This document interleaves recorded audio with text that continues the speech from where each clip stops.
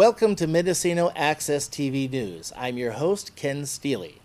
This is the Redwood Empire Edition, and on this week's show, we're going to talk about fire safety. We have some fire safety tips for you. Also, we're going to visit Ukiah High School and take a look at the roach problem. We also have a special guest from the Mendocino County Animal Shelter. Her name is Sage Mountainfire, and she'll be here with her Shelton kitten, Phoebe. Right now, I'd like to take a moment to thank you for watching our show here on Mendocino Access TV News.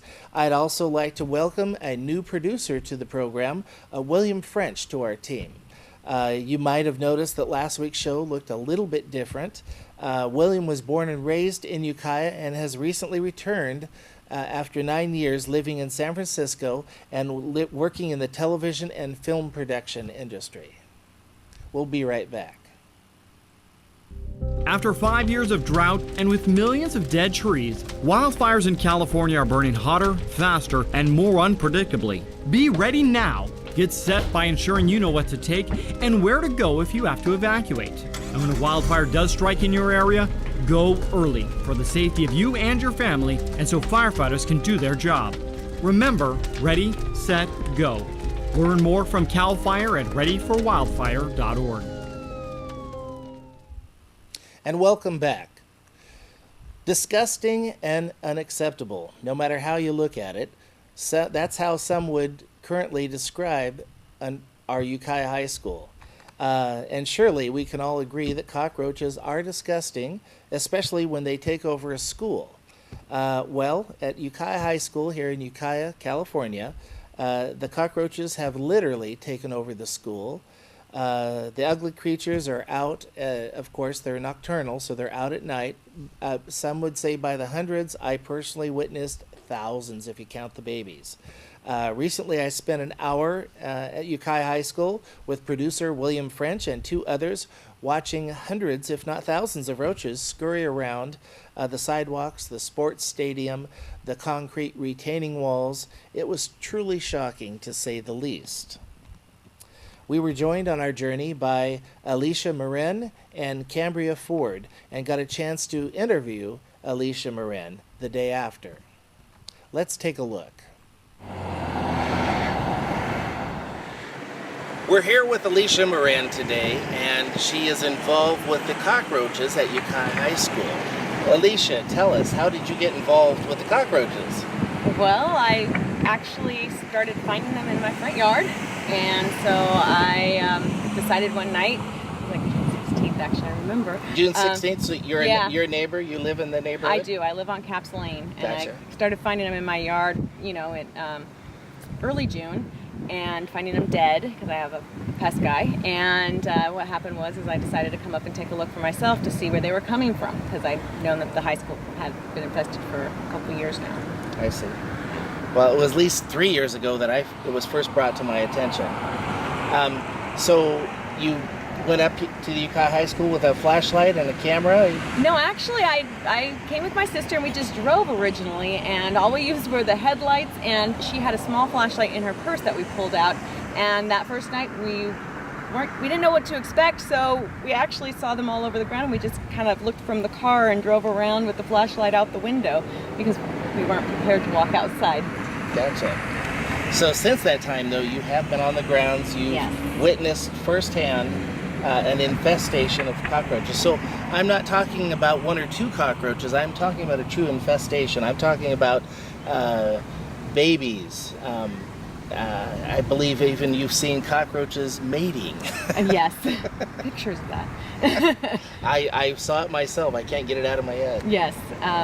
Yeah, I've come up here regularly. I've come to see what it looks like. I've come to find out, you know, what the grounds look like. I've found out it's a Turkestan cockroach. It's treated differently. It needs to be treated differently. And from what I see, the grounds aren't how they should be if they're treated for a Turkestan cockroach. Well, we've been told that there's at least 3 different species of cockroaches here at the high school. I myself witnessed 4 different cockroaches.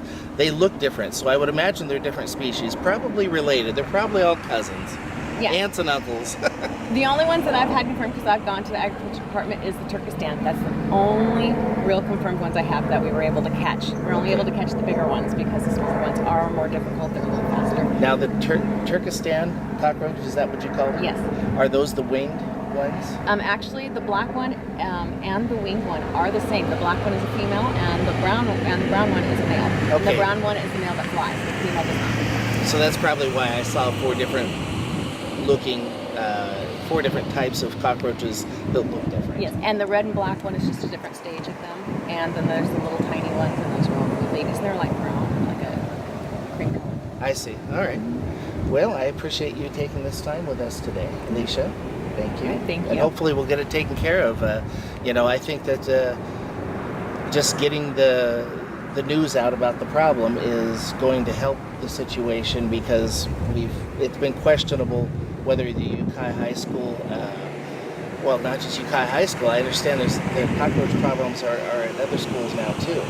So, and it's been questionable whether the Ukiah Unified School District has been taking the proper measures. I understand, according to their press releases, they are taking some measures, but from what I saw 3 years ago versus now, it's definitely worse.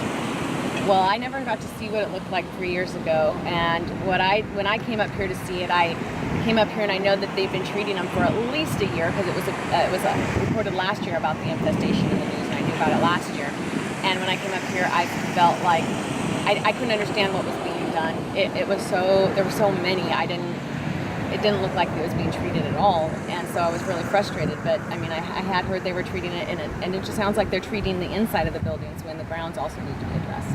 Definitely the grounds. From what I witnessed, there are cockroaches, and you were with us on our little tour. Cockroaches all through the sidewalks and the cracks on the side of the cement retaining walls. Cockroaches all over the bleachers. And I walked up there myself. That's where I saw the mating ritual, and I believe you guys saw mating elsewhere. But hundreds, if not thousands, of babies were scattering in the light when we shone the light on them. Yes, there were. Yeah, the bleachers area next to the sports field was one of the worst areas that I personally saw. Yes, I don't like going up there. And of course, as soon as we shine the light on them, they scatter. Many of them scatter into the grass. So it makes me why, of course, we can't find them in the grass. Yeah. But we see them go in there. Yeah, and they do like vegetation, so grass would be a good place for them to kind of hide out. We won't notice them as much. And we saw a black widow spider because it had been reported there are black widows at some of the picnic tables out where the students use them to eat their lunches and stuff in the quad. We witnessed the black widow spider. Yes, several. Yeah, eating cockroaches. Yes. Now let's see if we could only get more black widow spiders, but then we got the problem with the spiders. But we need something to eat the cockroaches. Yes, yes. We did see a frog and a lizard. Yes, and of course lizards and frogs will eat the cockroaches. The reality is that with an infestation like this, that they'll just be well fed. There's just too many of them. There's just too many. Something more aggressive clearly needs to be done to take care of this very serious situation at Ukiah High School. So many people are throwing out ideas, and some of them are truly bizarre. And sadly, it's more than just cockroaches. While we were there, we also had the horrible experience of watching a black widow spider actually eat a cockroach. Now, that in itself is not so bizarre or disgusting, except for the fact that it is a school. I mean, that very picnic bench is where students will be seating a few hours later, in less than 24 hours. They're going to be sitting at that very same bench eating their lunch. So just for the student safety, I would be concerned about the black widows. This particular black widow, of course, had a giant web underneath the picnic bench just outside the cafetorium. And it's just something definitely to be concerned about. We also saw cockroaches mating, if you can believe that. Yes, they do mate, which leads me to believe that maybe enough is not being done by the Ukiah Unified School District, because they say that they're taking care of the problem, but I actually witnessed the cockroaches mating and multiplying, because we also saw hundreds, if not thousands, of little babies just scurrying around. The cockroach problem has obviously gotten worse in the 3 years, because I was first made aware of this 3 years ago, And I went up to the high school at that time, and I saw a few cockroaches, but nothing like what I witnessed recently. They're growing before my own eyes. When I see the cockroaches mating and I see the little babies scurrying around, it's like, yes, something more needs to be done. We don't know what the answer is. And definitely what the Ukiah Unified School District is currently doing is not enough. Not saying that they're not trying to take care of the problem. I'm just saying that the problem is currently growing. I don't know if they've been given some bad advice. I hate to try to second guess the Ukiah Unified School District. However, I did witness it with my own eyes, and we have footage. We took our own video, and we know that something needs to change. When I first heard about the cockroaches 3 years ago, as I said earlier, I went up to Ukiah High School at night. I looked. I saw a few cockroaches, but it wasn't anywhere near the amount that I saw last Tuesday night. Last year, again, I heard about the cockroaches, and I trusted that Ukiah Unified School District would take care of the problem. But recently, I heard again for the third year about the cockroaches, and I saw the videos that parents had taken, and I thought to myself, it's been 3 years of cockroaches at Ukiah High School, and the Ukiah Unified School District still hasn't been able to successfully eradicate them. So that's why we went up with our TV cameras and got some video footage ourselves the other night. Cockroaches are extremely hard to get footage of because as soon as you shine the light on them, they scatter, including the babies. At one point, there were so many babies running around beneath my feet, I purposely shone my flashlight around my feet and legs to make sure that they ran away from me, because otherwise they were starting to crawl up on my shoes. That was when I was at top of the bleachers. Definitely the bleacher area is the absolute worst. We witnessed a few cockroaches on the outer areas of the school. It got a little bit thicker when we got into the retaining walls, but it was a horrendous amount of cockroaches up on the bleachers and also running into the grass and the shrubbery areas. Of course, as soon as we shine the light on them, the cockroaches want to hide, so they run into the grass or the shrubbery. It's been mentioned on Facebook about misinformation and exaggeration and sensationalism, and I assure you, I'm not doing any of that. We have no interest in doing any of that. We only want to show exactly what we witnessed and what we saw in our reporting of what's happening at Ukiah High School. I simply love Ukiah, but I think our children deserve more. They deserve better than what the Ukiah Unified School District is offering them currently at Ukiah High on the campus, because it's currently a true infestation of cockroaches. It would be compared to maybe a bad sci-fi movie, truly. It's like a blob of cockroaches when I was up on that sports stadium.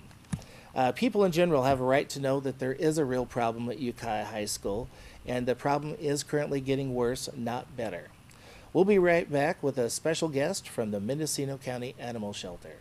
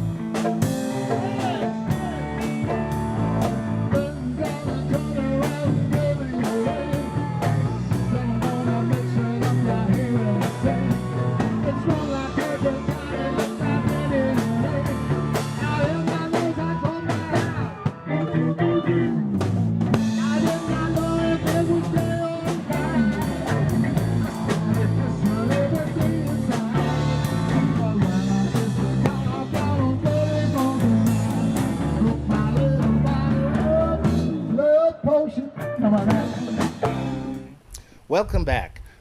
Today we're here with Sage Mountainfire from the Mendocino County Animal Shelter, along with her shelter kitten, Phoebe. How are you, Sage? Fine, thanks, Ken. Good. And how do you think Phoebe's doing? I think Phoebe's doing very well. This is her first TV experience, so I think she's doing remarkably well. Oh, great. Seems very relaxed, happy. So how old is Phoebe? Phoebe's probably about 3 months old, Uh-huh. and she came to the shelter with some brothers and sisters, and her litter has just been put up for adoption, and she lives in the lobby of the shelter in kennel number 95. So if people are interested in coming and seeing her, they'll find her there. Okay. And there's other shelter kittens and dogs as There are well? lots of shelter kittens right now available for adoption, most of them right in the lobby, so you can come right in the front door and see them. We do have some puppies that are coming available for adoption tomorrow, I believe, and we have lots of dogs and lots of adult cats. Okay. Well, she seems very active there. Yeah. She's very affectionate, easy to handle. Today she's wearing a collar and a little leash just so that if she decides to jump, I have a little control over her. I read this great article recently about about people who put their cats on harnesses and hike with them. Right. And it was very interesting to see, people usually think cats should only be in their, house or their yard, but these cats were off hiking with their people. I thought it was a fascinating article. I used to have a cat that would actually go on walks with me. Yes. So my neighbors would walk with their dogs. I would walk with my Yep. cat. I've walked with cats. I live in the country, but to see people take them on kind of outings was a very interesting idea. Yeah, my cat would follow me anywhere I went. The cat was, always there. Yep. So what's involved in somebody adopting a cat or another animal? What's involved in that? Is it a lengthy process It's or is not it a fairly particularly easy? lengthy process. You come in, you fill out an application. The criteria is that it's a good match for you and that you feel that and that the shelter adoption coordinator feels that, and that if you rent, you have written permission from your landlord that it's okay to have an animal, because we would be sad if someone took home an animal and then the landlord saw it and said, nope, that's not a good idea. Right. If you own, that's all you need to say. If you have any dogs and you live in Mendocino County, they need to be licensed. Okay. And so a good match is the most important thing with those two little parts. All right. So, you might go and take a dog for a walk or play with the kittens, before you fill out the application to make sure there's somebody there that you're really interested in adopting. If the cat or the dog is already spayed and neutered, it'll actually go home with you that day. If it's not, then it'll stay for our next surgery day and it'll get spayed or neutered before it goes home with you. So all our animals are spayed and neutered, have age-appropriate vaccines, are microchipped, and are tested in terms of a cat for feline leukemia and dogs for heartworm if they're over 6 months old. So, you get a lot for a little bit of money. Right now we're having a cat special where all our cats and kittens can go home for $40. That's just what I was going to ask you. Yep, Isn't there which a is special about, for the end yes, of the month? this is the Summer Sizzle Special. Okay. And the last couple of weeks, the word sizzle is a great name for this special, and that's because we have an abundance of cats and kittens right now, and we really want to make it as easy and affordable for people as possible. Okay. Besides the cat and kitten special, real quick, is there anything else that you'd like the public to know about the animal shelter? I'd like you to know that we're open on Tuesday through There you Saturday go. from 10 until 4 to do adoptions, and from 10 until 6 on Wednesdays. We are closed on Sunday and Monday and any major holidays. You don't have to adopt to come in and hang out with our animals. You just come in and play with them. So you're always looking for volunteers. And we are always looking for volunteers, and I don't know when this program will air, but this Saturday we have a volunteer orientation at 9 o'clock in the morning. Right. So people could come to that. This will air just after that, actually. Okay, so the next one will be the first Wednesday in September, will be the volunteer orientation. And then the second Wednesday in September will be, and both of those are at 5:30. Okay. Second Wednesday in September will be our foster orientation. So for people who are interested in fostering for us, short-term fostering or long-term fostering, they can come to that orientation and learn more about our foster program. All right. And do you have a website for the shelter? We do. It's mendoanimalshelter.com. MendoAnimalShelter.com. Yes, and it All has right. our dogs and our cats on. And what about a phone number for more information? Sure. Our adoption number is 467-6453. 467-6453. Yep. All right. Well, hopefully we'll get some animals adopted, and hopefully this little special little kitty here, Yeah. Phoebe, and also hopefully we'll get some volunteers for you there That'd at be the wonderful. animal shelter. All And right. as you can see, this is a great little kitty. Right, as well are several of them down there. I've been Yeah. down to the animal shelter myself. I've seen the cats and dogs, and I can personally vouch for them. I've seen some very, very friendly kitties and doggies down there, and I would love to see them all adopted. Yeah. I wish I could adopt them all myself, but I have several cats already. So, well, thank you for coming in, Sage. Thank you. All right. We'll be right back after this. As a special fundraising event, the Ukiah Senior Center presents Dancing the Night Away, September 17th at Bartlett Hall in Ukiah, featuring the Mighty T-Bones with Ed Reinhardt and special vocalist Marilyn DeFrange. $20 gets you appetizers and desserts at this fundraiser for the Ukiah Senior Center. Tickets are available at the Transportation Office at the Ukiah Senior Center on Leslie Street and at the Mendocino Book Company on School Street in downtown Ukiah. A no-host bar featuring wine and beer from a variety of local vintners and local breweries will also be available. And welcome back. We're here today with Jimmy Rickel, my co-host. I haven't seen Jimmy Rickel in a couple weeks. Where have you been, Jimmy? I've been out running fires. Running fires. Yeah. You've been chasing after Running them? away from them. Oh, pretty much. you run towards them, and then they come towards you, and you run back. Well, it was a mutual thing. A mutual. Oh, okay. Yeah. All right. I live over in Clear Lake, Right. so we've been cognizant of all the fires around the area. Power was outage and the problems people were having.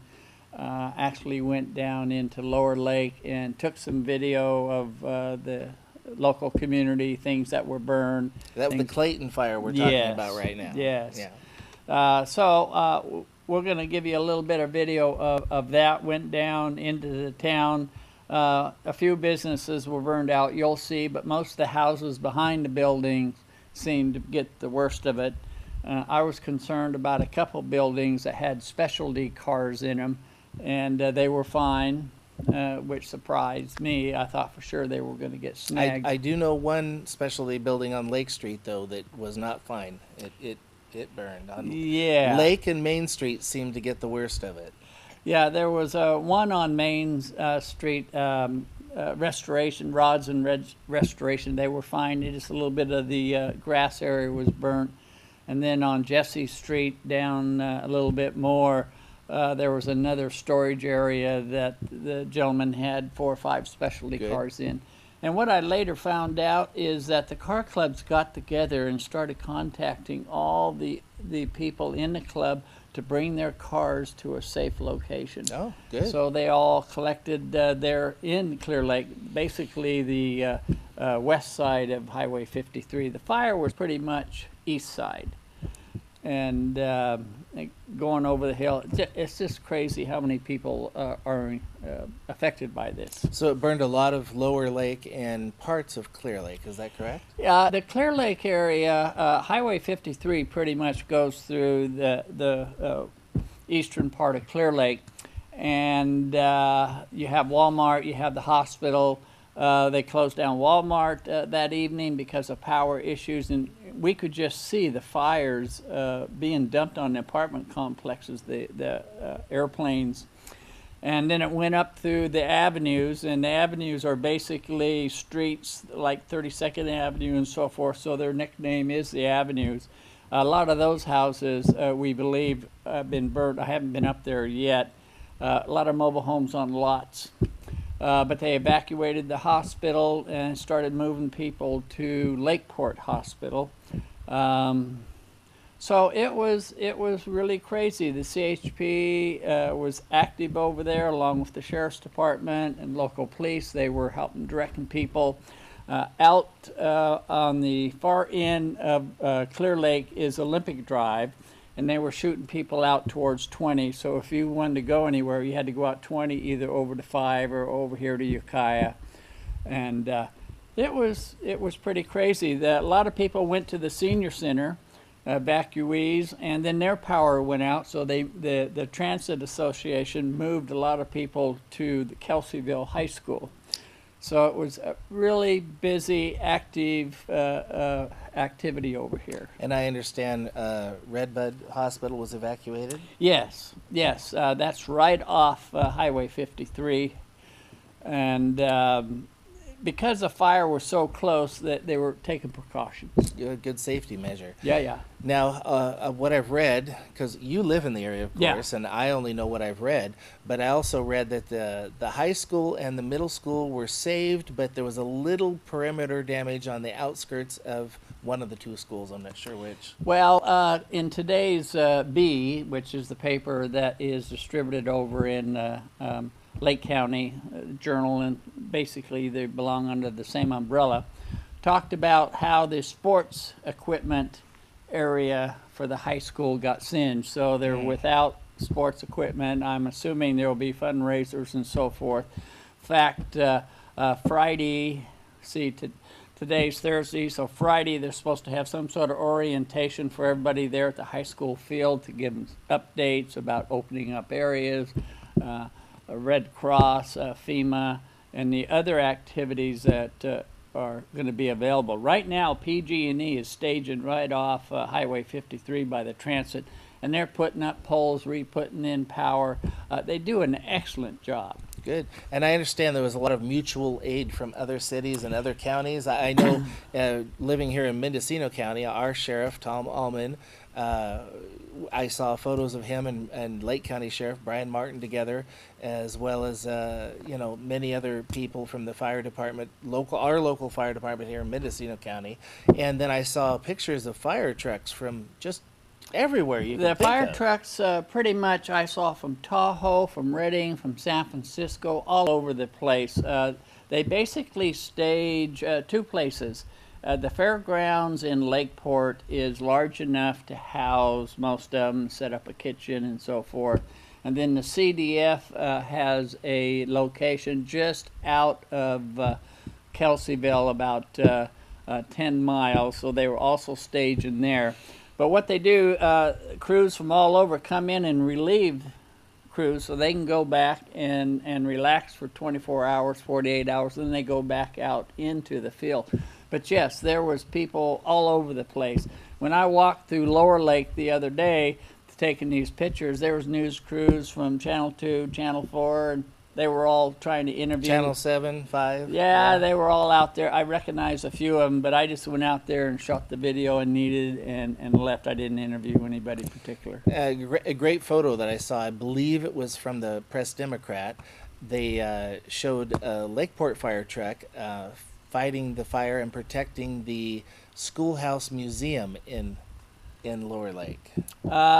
Yes. So it survived. A lot of people were asking, is the reason I'm bringing that up. If the schoolhouse museum survived. When we first saw, I live about 6 miles away on the west side of Highway 53 in about a mile. So pretty safe. All these fires haven't been anywhere close to us other than the residual fallout of ash and so forth, which is our concern. It was interesting to see everybody work together, try and get things done. A lot of places were saved. It's just unfortunate that folks who just were recovering from the last fire now have relatives and friends that are back in the saddle again. So hopefully the recovery process will begin soon, if not already, but it's going to take a while. Now, I understand it's going to be hard to find rentals in the Lake County area because most of the rentals had already been snapped up from the Valley Fire last year. That in was one of the 2015. primary issues. In fact, Konocti Inn, or Konocti Harbor Resort and Spa. actually contracted with FEMA, I believe it was, and opened up a lot of their old cabins. That was for last folks. year for the Yes. Valley Fire. I'm assuming similar resources will be available. The County Board of Supervisors, the emergency response folks, like I say, they're going to meet Friday with the public there at the ball field, so they're probably going to open up part of the Lower Lake. so folks can come in and find out what's next. A couple sad stories of businesses or buildings that did not survive, unfortunately. One of them is the United Methodist Church in Lower Lake. They just celebrated, I believe, the Sunday before the fire, they just celebrated their 100th birthday. Yeah, it was like celebrate the 100th year of their building, and the next Sunday it's gone. That's just heartbreaking. 2 years ago, we helped with the election over there. My lady and I was a precinct supervisor right there at the Methodist Church, and nice little establishment. But yeah, unfortunately, that's going to be gone. And there was a sandwich shop called Sammy's Sandwich. There was a building that the Habitat for Humanity worked out of. Was lost. There was a automotive shop that the gentleman who owned it pretty much had exited his business, his cars and places had got it. And then there was one mobile up the street that looked like it had a little fire in it. But most of what I saw was the back part of the main street. But driving by and looking at it from Clear Lake, the black smoke, you thought the whole city was up and running. Tucson Village Winery was also Yes. burned, I believe, to the ground. It sat next to the Habitat for Humanity building. The mobile you speak of was just about 3, maybe 4 buildings Yeah. to the east, and I actually saw a video of firemen. It was actually a cameraman from one of the TV stations walked by and saw the fire inside through the windows and shouted out to the firemen, "Hey, over here." You know, it's always bothered me. I know these guys do a good job, but it always bothers me about some of their tactics. Well, there was so much stuff burning at the time. Every fireman that he hollered at, they had their hoses on other buildings at the time. Yeah. And that, I guess the mobile had just caught on fire, so he thought, and it was a good idea, I think too, to get those hoses on that one and get it out before it completely went up in flames. Yeah, I think, you know, CDF's policy, and they've said this themselves, is a lot of times they can't save the buildings. Their efforts aren't focused to that. They let it burn, and that's unfortunate because we see other fires throughout the state, houses have been saved and so forth, and sometimes when houses are in the way of these massive flames, it's just a done deal.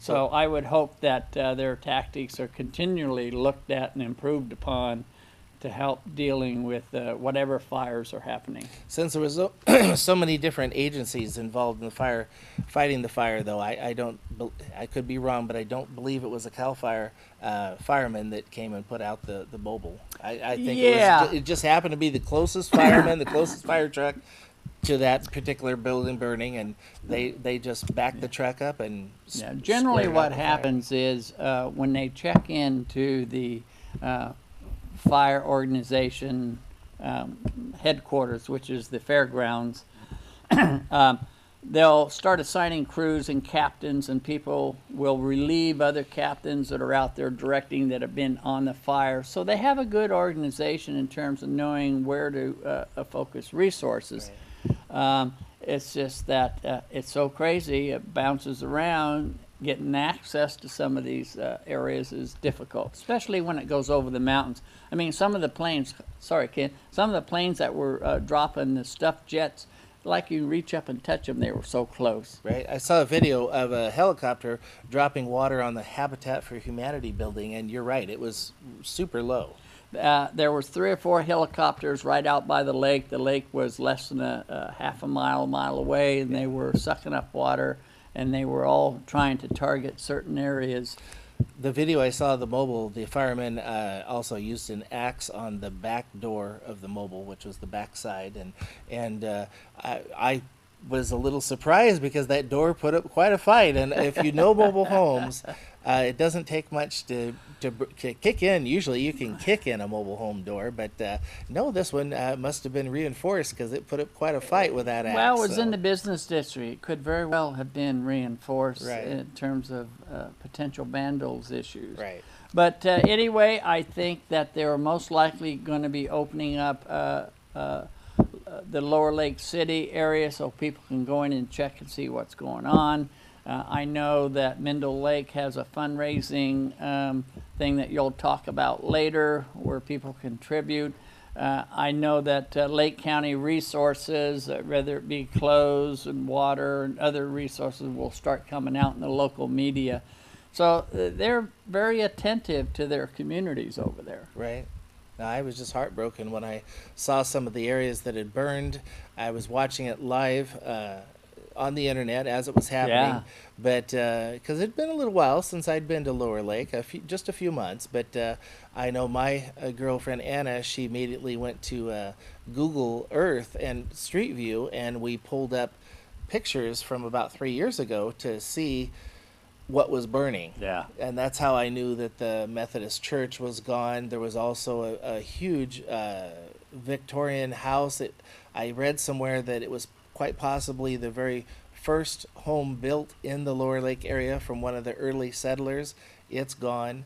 The old fire department, which was a... Yeah, I walked right by it, Yeah. and all you could see was the old horn, siren horn. Right. A house right across from it was gone, and I could see that the fire department personnel were down the street doing some, not so much cleanup, but making sure all the embers are out. That's their primary purpose. That's why they still stage people around, is they don't want any new sparks. But my thought is, well, everything's burned around it. You're not going. This spark isn't going to do anything.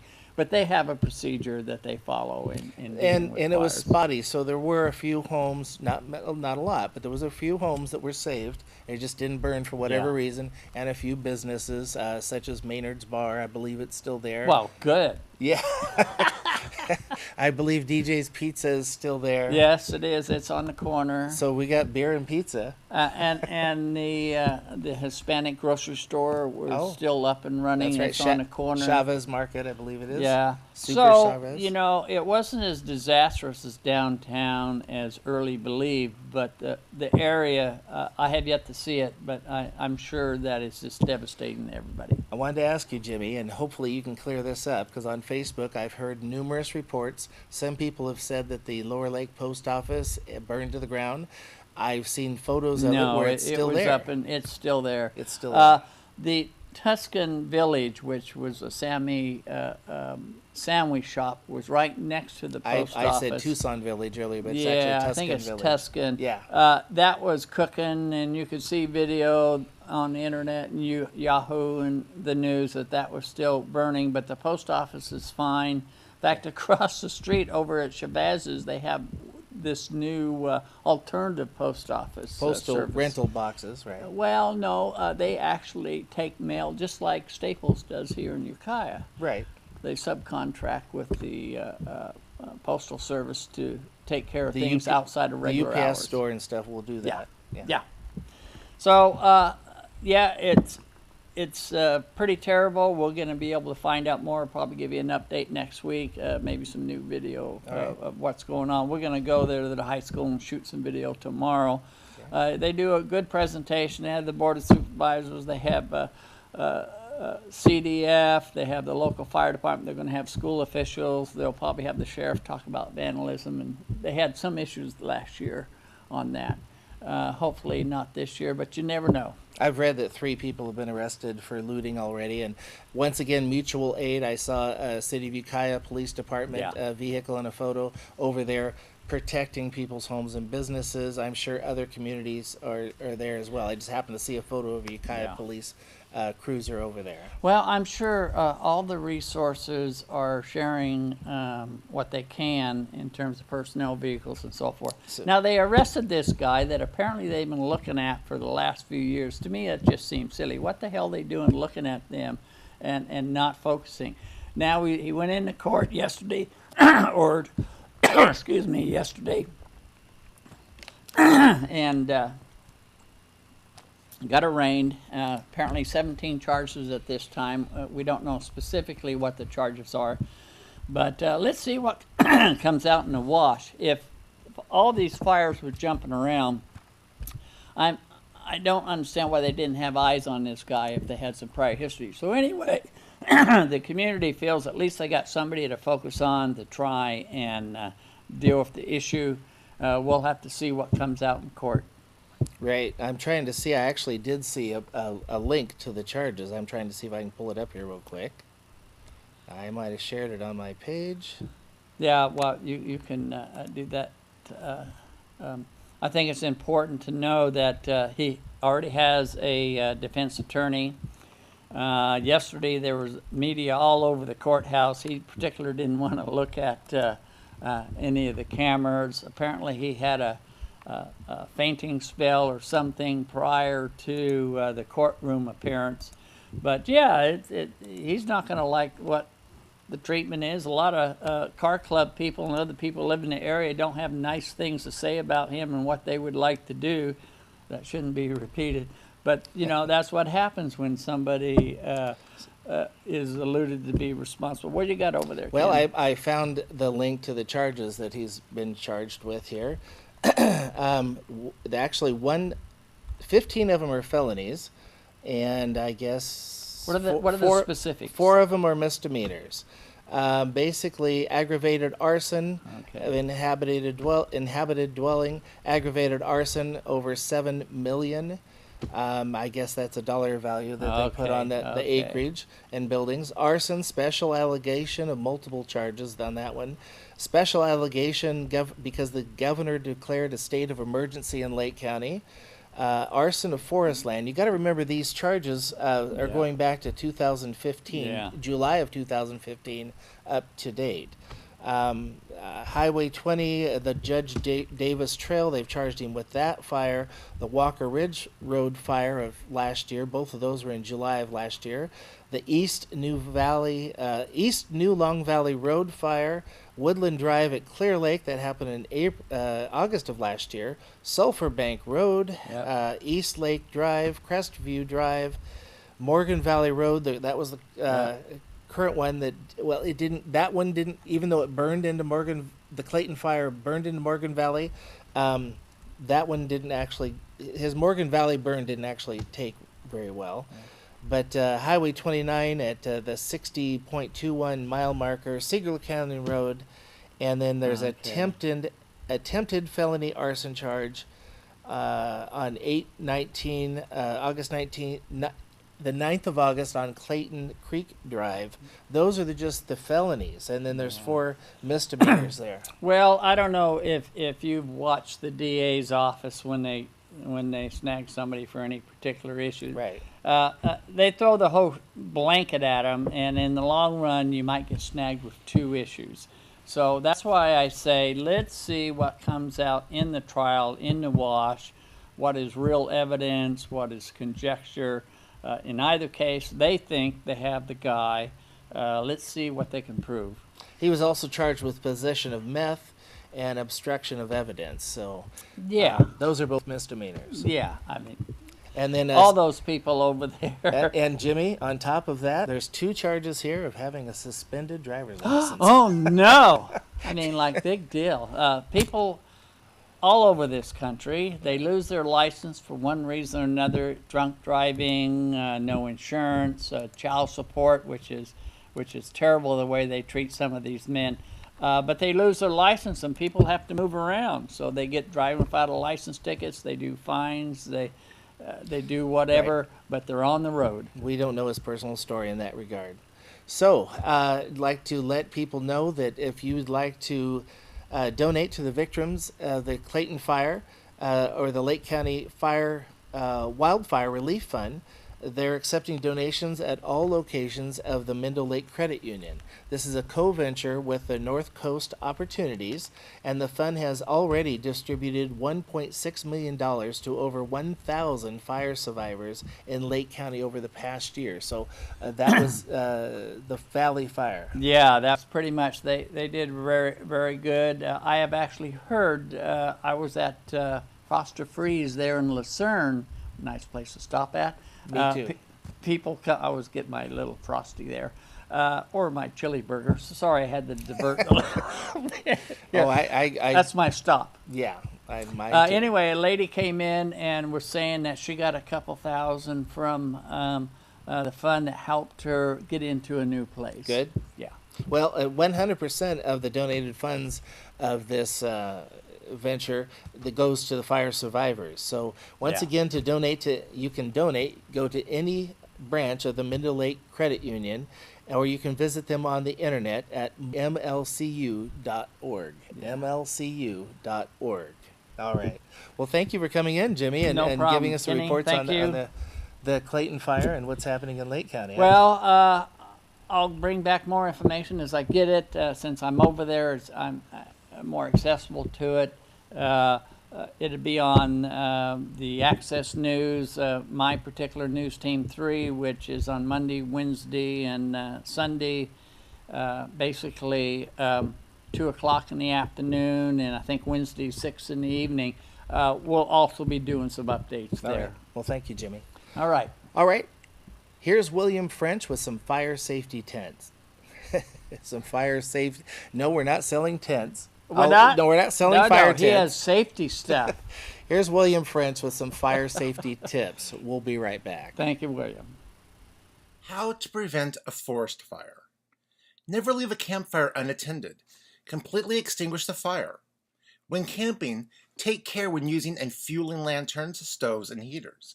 Make sure lighting and heating devices are cool before refueling.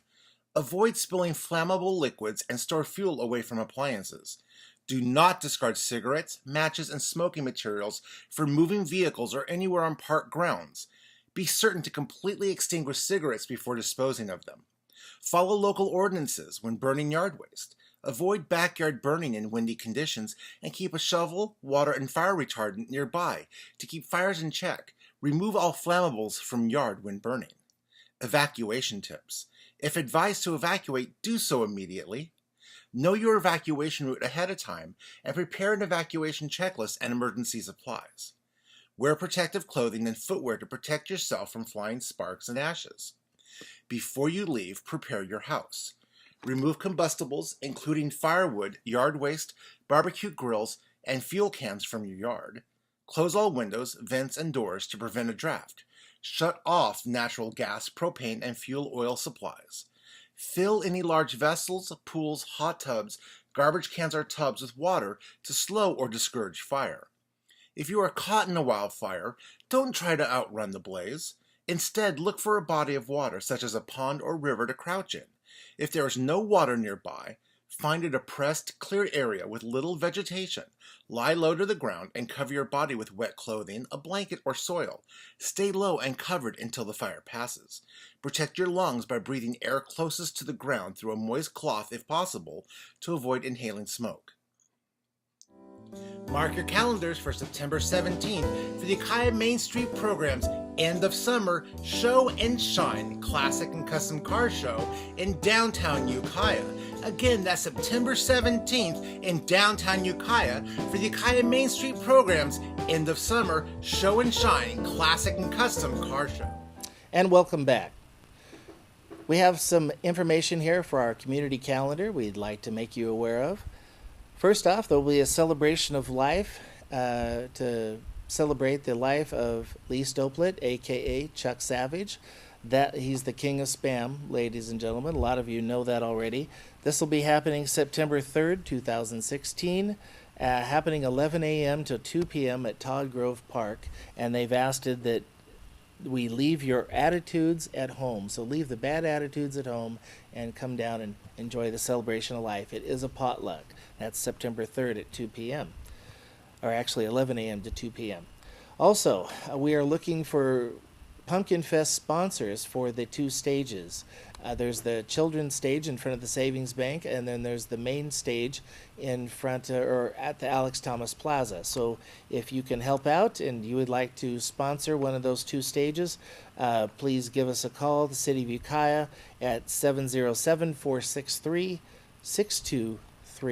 That's 707-463-6231 if you can help out and sponsor one or both of the stages at the Ukiah Country Pumpkin Fest happening in October 15th and 16th. Also, Caltrans has set a ceremony date for the completion of the Willits Bypass. Now, this will be happening at the north end of the Willits Bypass. It will be happening November 3rd at 11 a.m. The public is invited to attend. Also, at the Pear Tree Shopping Center, they'll be having their second annual Hot August Day. This will be happening Saturday, August 27th of this year, 2016. This is happening 10 a.m. to 3 p.m. Classic cars and vintage motorcycles will be shown. All ages are welcome. There'll be music, games, and a whole lot more. Music from yours truly, DJ Ken Steely. And we love to get the kids in there and do some hula hoop games and limbo bar and different things like that. There'll be an evening of bluegrass and traditional American music. This will be benefiting the Anderson Marsh State Historic Park. This will be happening Saturday, September 10th. And it says 1900 hours here, so got to figure that out. But is that what, about 7 o'clock? That actually is. Those of you in the service, you know your military time. But I did get it right. It's 7 o'clock on September 10th for the Bluegrass and American Music benefit to help out Anderson State Historic Park there in Lake County. This information was provided to me by William French from the Ukiah Daily Journal, I believe. And we want to give a shout out and congratulations to the Mendocino County 4-H program. This year's junior livestock auction raised, what is that, $720,808.51. That's truly an amazing amount of support by the people of our great community. And so way to go, 4-Hers. Those of you who love family entertainment, you're invited to join us every Tuesday night at Slam Dunk Pizza. We do a family-style karaoke show. It's hosted by myself, radio's DJ Ken Steely, and my fiancée, Anna. We invite you to join us every Tuesday night, 6:30 p.m. till 9:30 p.m. All ages are welcome. We have music for all ages, anything from Twinkle, Twinkle, Little Star for the littlest ones to current hot hits, whether it be pop, rock, rap, country, top 40, reggae, oldies but goodies. It's all there, over 250,000 songs. Also, you can join us the first, third, and fifth Fridays of the month at Boomer's Saloon in Laytonville, and that's an adult show, and that show goes from 9 p.m. till 1 a.m. in the morning. I believe that's it for this week's community calendar. If you have a community calendar event you would like to be read on the air, you can contact us at facebook.com/Mendocino Access TV, or you can go to events-Lake and Mendocino County and post your event there. If you have a flyer or a photo, just be sure and post all the information, the starting and ending times, the date, and everything. If you leave something out, you'll be contacted to give us the rest of that information. So that's it, this week's community events, and we're going to leave you with some footage from our family-style karaoke show at Slam Dunk Pizza in Ukiah. She's listening to it. You know what I mean? Like, I feel playing that. Angel voice, angel voice, every morning you bring. It's true, I was made for you.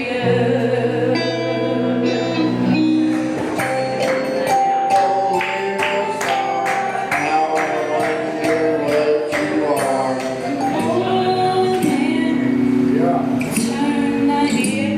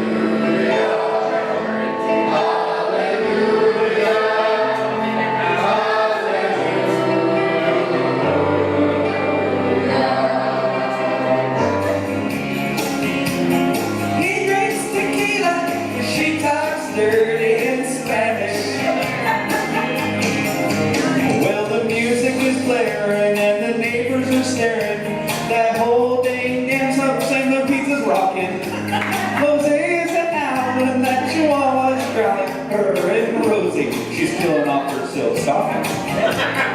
You're so naughty, kiss my body, promise me birthday. Ay, ay, ay, what you do? Woo! Yeah! Yeah, he drinks tequila, she talks dirty in Spanish. Him and his sombrero, her in her pretty pink jammies. They dance all night to the mariachi till there ain't nobody left standing. What they do? He drinks tequila and she talks dirty in Spanish. Yeah, he drinks tequila. She talks dirty in Spanish, baby. He drinks tequila, she talks dirty in Spanish. Him in his sombrero, her in her pretty pink jammies. They dance all night to the mariachi till there ain't nobody left standing. See, they're all sitting. He drinks tequila and she talks dirty in Spanish. What they do, that's what they do. He drinks tequila and she talks dirty in Spanish.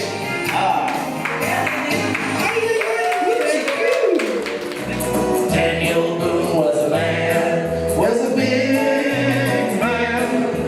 What a boom, what a guru, what a dream come true was he. I didn't know those all these words. Here it is, it's a shorty. Thank you for watching this edition of Access TV News, Redwood Empire Edition. If you are interested in underwriting this program or being a guest, please contact us at Mendocino Access Television, 171 Brush Street, Suite E, Ukiah, California 95482, or you can call us at 707-462-1407, and you can always find us online at mendocinoaccess.org.